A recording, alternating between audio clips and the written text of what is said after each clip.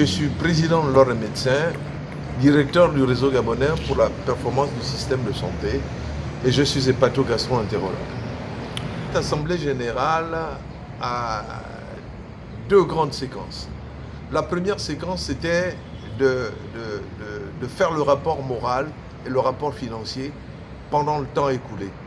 Ça permet ici aux confrères de voir ce que le bureau a fait, de donner leur impression par rapport au travail qui a été fait et également faire des propositions, et je vous assure qu'il y en a eu de nombreuses qui seront des résolutions fortes pour un meilleur fonctionnement du bureau du conseil.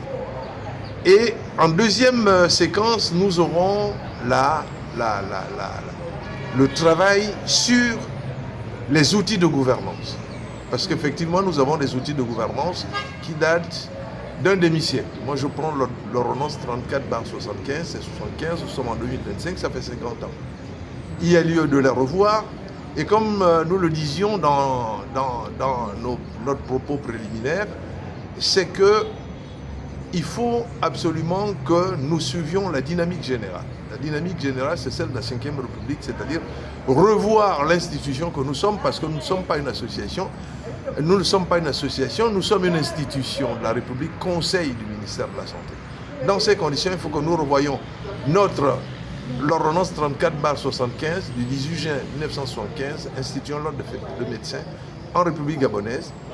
Nous devons revoir le règlement intérieur, parce que ce règlement intérieur avait mis une clause, l'article 18, qui demandait que les médecins qui ne sont pas inscrits depuis l'année 2002 puissent payer des pénalités au prorata de leur retard par rapport à leur exigence d'inscription, qui est une exigence légale. Si vous n'êtes pas inscrit, vous exercez dans l'illégalité, vous faites un exercice illicite de la médecine, comme dit l'article 36 de cette ordonnance. Donc, il faut revoir cela. Et dans la mesure où actuellement le code de la santé il est pratiquement en finale ou en terminale pour parler comme les pilotes, nous savons également qu'ayant été auditionnés, en mettant en place le code de déontologie, qui est un code de déontologie propre, qui est cet instrument où il y a toutes les règles déontologiques qui permettent de gérer la profession, nous pourrons en parler en donnant l'esprit. Les commissions vont être mises. Elles vont travailler dans l'intervalle de deux assemblées générales. L'assemblée générale, dans un mois et demi, on viendra avec là le fruit et la proposition de la lettre par rapport à tous ces textes-là. Ça sera adopté en assemblée générale et le bureau partira avec tous ces projets, puisque nous avons le droit de faire des projets, tous ces projets adoptés par l'assemblée générale exprimant la volonté des médecins, pour pouvoir aller au ministère et avoir de nouveaux outils de gouvernance.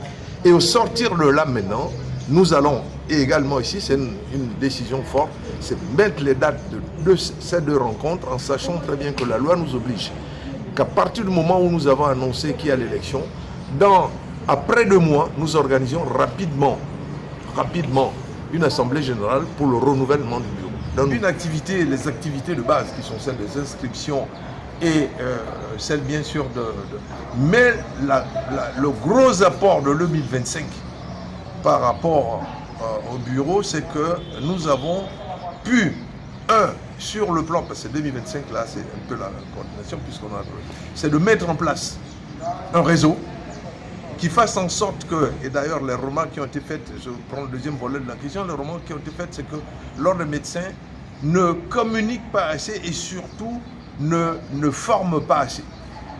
L'ordre des médecins est dans le réseau gabonais pour la performance du système de santé avec les facultés, sociétés savantes, ainsi de suite. Nous sommes à mettre, nous avons pu obtenir cela et le réseau est dirigé par l'ordre des médecins.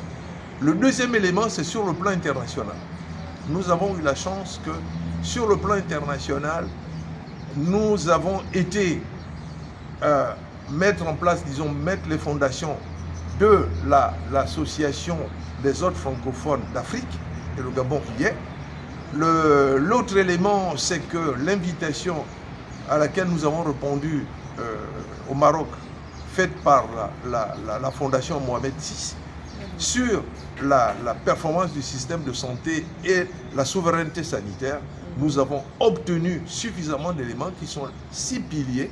Et dans ces 6 piliers, l'ordre est dans la recherche médicale, puisque l'OMS fait le reproche au Gabon, on fait passer de recherche médicale.